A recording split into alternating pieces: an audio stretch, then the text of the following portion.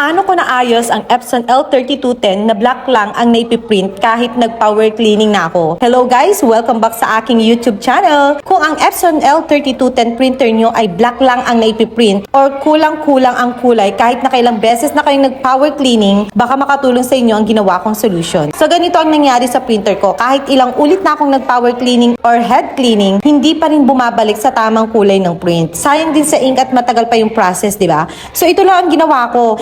Nag-manual cleaning lang ako, guys. Yes, manual cleaning lang pala yung solusyon. Ang galing. So, ganito lang yan. Press mo lang ito ng mga 5 seconds hanggang sa marinig mo na tumutunog na siya. So, ibig sabihin, nagki-clean na siya.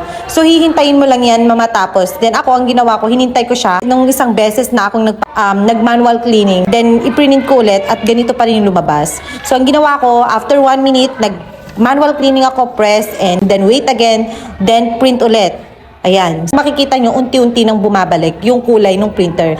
Then, after 5 minutes naman, so mahalaga rin guys na meron namang pagitang at least 5 minutes, di ba? Para magkaroon ng oras na lumusot at gumalaw yung ink sa mga print head natin. Inulit ko lang yan. So, hanggang sa naka 5 times ako na manual cleaning. So, siguro depende na yan sa tindi ng barado or pagkawala ng kulay sa printer ninyo. So, pwede nyo siyang ulit-ulitin basta maglagay kayo ng interval.